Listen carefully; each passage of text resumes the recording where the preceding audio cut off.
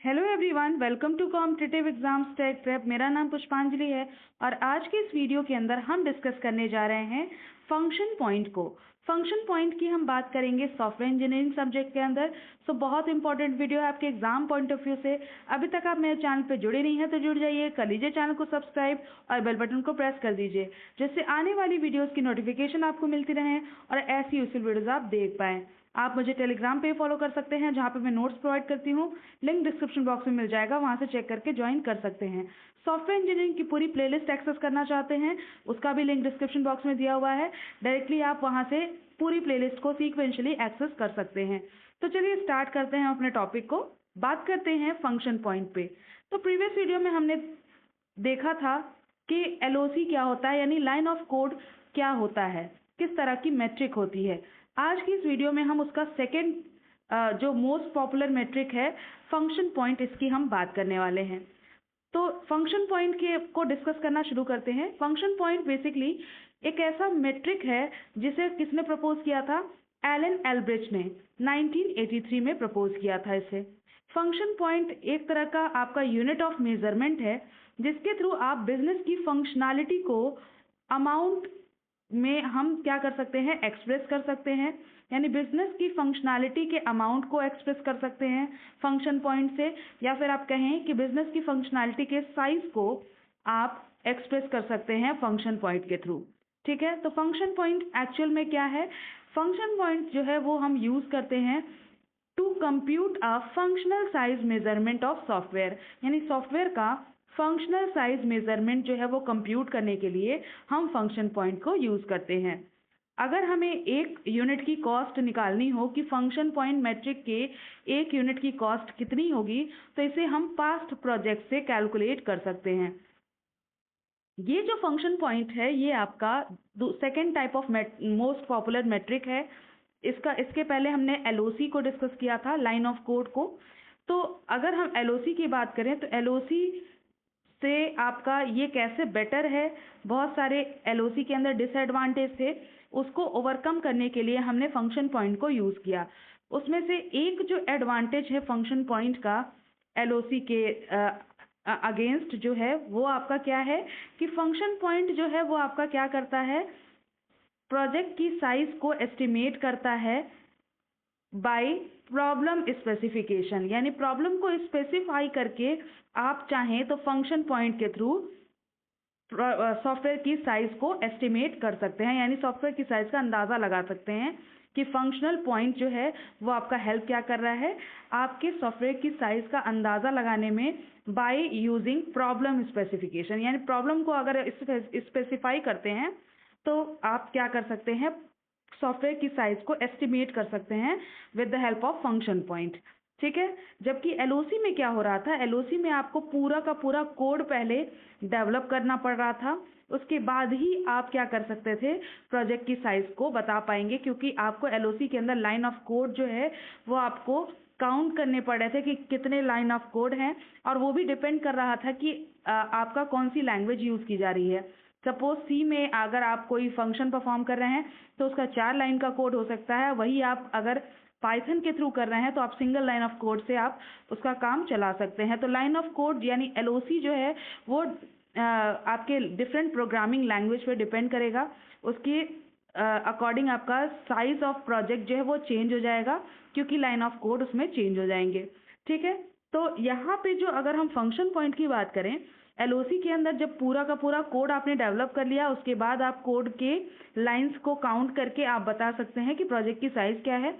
लेकिन function point में ऐसा नहीं है। फंक्शन पॉइंट में अगर अपने प्रॉब्लम को आप स्पेसिफाई करते हैं तो आप अपने सॉफ्टवेयर प्रोडक्ट की साइज को एस्टिमेट कर सकते हैं। ठीक है, अब आगे बात करें तो फंक्शन पॉइंट में जो है ये मान लिया जाता है कि जो आपके सॉफ्टवेयर प्रोडक्ट की साइज है वो डिपेंड करती है सॉफ्टवेयर के डिफरेंट डिफरेंट फंक्शंस पे। ठीक है, तो सॉफ्टवेयर प्रोडक्ट जो है उसके पास अगर बहुत ज़्यादा फीचर्स हैं, बहुत सारे फंक्शंस हैं, तो वो साइज में लार्ज हो सकता है, और अगर सॉफ्टवेयर के पास कम फीचर्स हैं, कम फंक्शंस हैं, तो वो आपका इन कंपेयर टू ज़्यादा फीचर वाले प्रोडक्ट से जो है वो स्मॉल हो सकता है। तो यहाँ पे सॉफ्टवेयर की साइज जो है वो डिपेंड करेगी कि कितने नंबर ऑफ फंक्शंस किस सॉफ्टवेयर प्रोजेक्ट के अंदर बन रहे हैं। ठीक है, ये जो फंक्शंस होंगे, फंक्शन लॉस हम कैलकुलेट करेंगे कि किस में आपका, किस सॉफ्टवेयर प्रोजेक्ट के अंदर फंक्शन ज़्यादा है और किस प्रोजेक्ट के अंदर हमारा फंक्शन जो है वो कम है।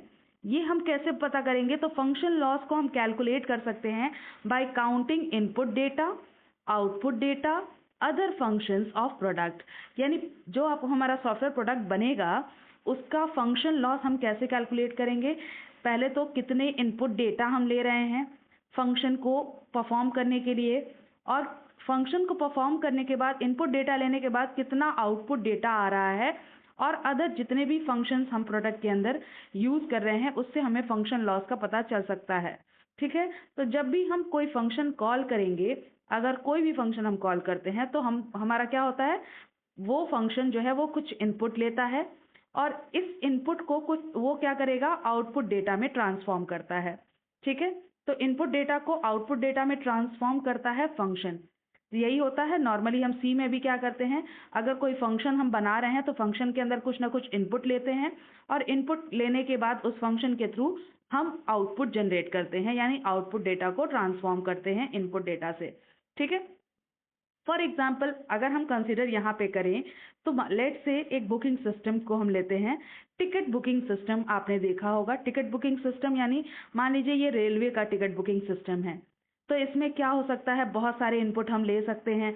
जैसे कि अगर हमें टिकट बुक करना है तो टिकट बुक करने के लिए हमें पैसेंजर की डिटेल चाहिए होगी, ट्रेन की डिटेल यानी किस ट्रेन के अंदर हमें पैसेंजर की सीट जो है वो रिजर्व करनी है, तो पैसेंजर की क्या डिटेल्स हैं, ट्रेन की क्या डिटेल है, टाइप ऑफ सीट यानी किस टाइप की आप सीट जो है वो रिजर्व करना चाहते हैं, जर्नी डिटेल्स आपको बतानी होगी कि यानी सोर्स से डेस्टिनेशन क्या है, ये सारी डिटेल आपको देनी होगी। तो ये सब आपकी एज ए इनपुट हम लेंगे टिकट बुकिंग सिस्टम के अंदर। ठीक है, और उसके बाद जब हम ये सारे इनपुट ले लेंगे तब आपका बुकिंग फंक्शन जो है वो आपका आउटपुट जनरेट करेगा कि आपकी सीट कंफर्म हुई है कि नहीं हुई है, वेटिंग लिस्ट है या नॉट अवेलेबल है, क्या स्टेटस है, टिकट का फेयर कितना होगा, आपके किस ट्रेन में आप ट्रैवल कर रहे हैं उस पर डिपेंड करेगा। तो इस तरह से आप कई सारे इनपुट ले रहे हैं, उसके रिगार्डिंग जो है वो आउटपुट जनरेट हो रहा है। सो ये कंप्यूटेशन नंबर ऑफ इनपुट और आउटपुट जो है वो हमारा क्या करेगा, प्रोवाइड करेगा नंबर ऑफ फंक्शंस कितने हमारे प्रोड्यूस होने हैं, यानी इनपुट कितना ले रहे हैं और इनपुट के थ्रू हमें कौन कौन से फंक्शन करने हैं वो हमें पता चलेगा। उसको हम एस्टिमेट कर सकते हैं, उसका अंदाज़ा लगा सकते हैं कि सिस्टम के अंदर कितने फंक्शन उसके रिगार्डिंग जनरेट होंगे, कि हमने कितना इनपुट लिया हुआ है। ठीक है, जितना ज़्यादा इनपुट आउटपुट होगा उतना ज़्यादा नंबर ऑफ फंक्शंस हमारे सॉफ्टवेयर के अंदर परफॉर्म होंगे। ठीक है, एल्ब्रिज ने ये भी कहा है कि जितने नंबर ऑफ फंक्शंस हमारे सॉफ्टवेयर परफॉर्म करेगा, सॉफ्टवेयर की साइज इस पे तो डिपेंड करेगी ही, साथ में इस पे भी डिपेंड करेगी कि कितने नंबर ऑफ फाइल्स जो हैं वो सॉफ्टवेयर के अंदर सेव हैं और कितने नंबर ऑफ इंक्वायरीज हो रही हैं उस सॉफ्टवेयर के रिगार्डिंग, या फिर कितने नंबर ऑफ इंटरफेसेस को वो यूज़ कर रहा है। तो इन सभी फैक्टर्स पे भी हमारा डिपेंड करता है कि कितने नंबर ऑफ फंक्शंस जनरेट होंगे। ठीक है, तो यहाँ पे हमने जो एग्जाम्पल लिया टिकट बुकिंग सिस्टम का, तो ये देखिए टिकट बुकिंग सिस्टम का डायग्राम दिया हुआ है। यहाँ पे देखिए ये इनपुट हमने लिया हुआ है, पैसेंजर की डिटेल्स ली हुई हैं, ट्रेन की डिटेल ली हुई है, सीट डिटेल्स ली हुई हैं और जर्नी डिटेल्स, ये सब इनपुट डेटा हमारा है। इनपुट डेटा के थ्रू हम क्या कर रहे हैं, डिफरेंट फंक्शंस कर रहे हैं, जैसे टिकट बुकिंग कर रहे हैं, फेयर का कैलकुलेशन कर रहे हैं, अवेलेबिलिटी चेक कर रहे हैं। ठीक है, तो इससे आउटपुट क्या क्या आ रहा है कि टिकट की अवेलेबिलिटी पता चली कि टिकट अवेलेबल है कि नहीं है, फेयर कितना है ये हम कैलकुलेट कर पा रहे हैं, और स्टेटस चेक कर रहे हैं कि वेटिंग लिस्ट है या फिर कंफर्म हो गया है या फिर आपका नॉट अवेलेबल है। इस तरह की अवेलेबिलिटी चेक कर रहे हैं हम इस फंक्शन से। तो यहाँ पे इस 4 इनपुट से हमारे 3 फंक्शंस जनरेट हो रहे हैं। ठीक है, ticket booking, fare calculation and availability check. तो इस तरह से बहुत सारे फंक्शंस हमारे जनरेट हो सकते हैं, वो डिपेंड करेगा कि नंबर ऑफ इनपुट कितने लिए जा रहे हैं और नंबर ऑफ आउटपुट कितने आ रहे हैं। इसके साथ साथ 3 और टर्म पे हमारा डिपेंड करेगा फंक्शन कौन कौन से होंगे। तो देखिए, डिपेंड करेगा कि नंबर ऑफ इनपुट कितने हैं, आउटपुट डेटा वैल्यूज कितनी हैं, ऑल्सो 3 अदर एट्रीब्यूट्स पे आपका डिपेंड करेगा फंक्शन, जैसे नंबर ऑफ इंक्वायरीज कितनी हो रही हैं, नंबर ऑफ फाइल्स कितने यूज़ किए जा रहे हैं और नंबर ऑफ इंटरफेसेस कितने हैं, इस पे भी हमारा फंक्शन पॉइंट का यूनिट जो है वो हमारा डिपेंड करेगा। सो एक एक करके सारे एट्रीब्यूट्स को हम डिस्कस करते हैं, ठीक है। तो पहला हमारा एट्रीब्यूट क्या है, नंबर ऑफ इनपुट, या फिर इसको हम कहेंगे एक्सटर्नल इनपुट कितना है। तो अगर ये क्या है हमारा नंबर ऑफ इनपुट, ये हमारा count of data item input given by user, यानी यूजर जो है जो जितने इनपुट दे रहा है वो हमारा नंबर ऑफ इनपुट होगा। यूजर जो है वो आपका डिटेल्स की फॉर्म में इनपुट दे सकता है, या फिर फॉर्म ऑफ स्क्रीन्स या टेबल्स की फॉर्म में इनपुट दे सकता है, किसी तरह से इनपुट वो दे सकता है। जैसे कि उसने अगर मान लीजिए इनपुट डेटा दिया, name, age, address, phone number, ये सारा अपना डिटेल दे दिया, यानी पर्सनल डिटेल दे दिया, तो इस पूरे डिटेल को हम क्या कहेंगे, एज अ सिंगल इनपुट लेंगे और इसे हम नाम दे देंगे पर्सनल डिटेल का, ठीक है। सो पर्सनल डिटेल को हम एज एन इनपुट ले लेंगे, जिसमें सारे डेटा आइटम्स हमारे सिंगल पर्सन की डिटेल से रिलेटेड होंगे, ठीक है। फिर नेक्स्ट हम बात करते हैं सेकेंड एट्रीब्यूट की, तो नंबर ऑफ आउटपुट या एक्सटर्नल आउटपुट कितने होंगे। तो आउटपुट डेटा जो है वो आपका सिस्टम के द्वारा दिया जाता है, जैसे रिपोर्ट आपको अगर मिल रही है कोई, या स्क्रीन की आउटपुट मिल रही है, ये सब हमारे आउटपुट डेटा होंगे। एरर मैसेज शो हो रहा है तो ये भी हमारा आउटपुट डेटा होगा। तो जब हम नंबर ऑफ आउटपुट जो है इंडिविजुअल डेटा आइटम्स का काउंट कर रहे होंगे, तो यहाँ पे आपका क्या होगा कि आउटपुट जो है वो काउंट हो जाएगा, ठीक है।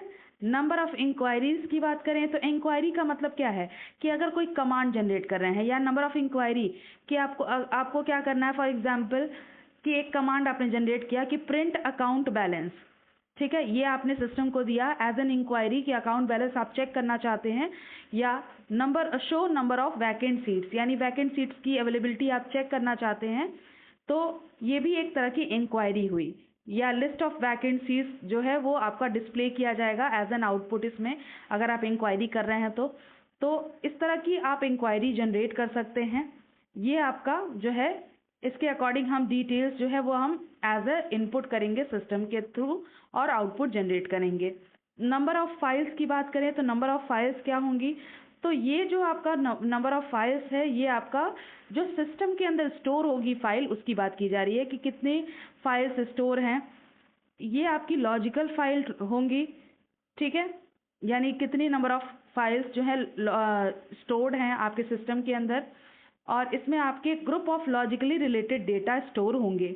यानी आपका जैसे अगर पर्सनल डिटेल की बात करें, उसके अंदर आपका नाम, एड्रेस, फ़ोन नंबर, ये सारी डिटेल्स जो हैं वो आपकी स्टोर हैं, तो ये भी आप एक फाइल में आप स्टोर कर रहे हैं, ठीक है। नेक्स्ट बात करें नंबर ऑफ इंटरफेसेस की, तो number of interfaces means how many information of a system are exchange with other system, यानी एक सिस्टम से अगर आप इंटरफेसिंग कर रहे हैं तो वहाँ पे आप कितने इंफॉर्मेशन को एक्सचेंज कर रहे हैं, इसको आप किससे करेंगे, नंबर ऑफ इंटरफेसेस से शो करेंगे, ठीक है। यहाँ पे आपको एक टेबल से शो किया गया है कि टाइप्स ऑफ एट्रीब्यूट कौन कौन से हैं। जैसे आपने देखा कि नंबर ऑफ एक्सटर्नल इनपुट, यानी कितने इनपुट आप ले रहे हैं, ये आप इनपुट के थ्रू बता सकते हैं या टेबल्स के थ्रू बता सकते हैं। नंबर ऑफ एक्सटर्नल आउटपुट, यानी आउटपुट स्क्रीन पे जो आप डिस्प्ले कराते हैं या कोई रिपोर्ट आप जनरेट करा रहे हैं वो आउटपुट हो जाएगा। नंबर ऑफ एक्सटर्नल इंक्वायरीज, यानी आप कमांड्स के थ्रू क्या कर रहे हैं, इंक्वायरीज कर रहे हैं सिस्टम से। या फिर नंबर ऑफ इंटरनल फाइल्स, कितनी आपकी डेटाबेस के अंदर या डायरेक्टरीज के अंदर कौन कौन सी फाइल स्टोर हैं। नंबर ऑफ एक्सटर्नल इंटरफेसेस, यानी शेयर्ड डेटाबेस या शेयर्ड रूटीन जो है वो आपका यूज़ किया जाएगा नंबर ऑफ एक्सटर्नल इंटरफेसेस के थ्रू। तो ये डायग्राम आप बना सकते हैं। उसके लिए फंक्शन पॉइंट को जो है किस तरह से कैलकुलेट किया जा रहा है कि यूज़र से कुछ इनपुट लिया जा रहा है और यूज़र जो है इंक्वायरी कर सकता है आपका इंटरनल लॉजिकल फाइल से, अदर एप्लीकेशन से या इंटरफेस भी कर सकता है। इस तरह का आपका फंक्शन पॉइंट जो है वो परफॉर्म होगा। नेक्स्ट पार्ट में हम देखेंगे कि फंक्शन पॉइंट किस तरह से कैलकुलेट होता है। अगर वीडियो पसंद आई हो तो लाइक कर दीजिएगा, अपने फ्रेंड्स के साथ ज़्यादा से ज़्यादा इस वीडियो को शेयर करिएगा। चैनल पे जुड़े नहीं हैं तो जुड़ जाइएगा। Thank you for watching.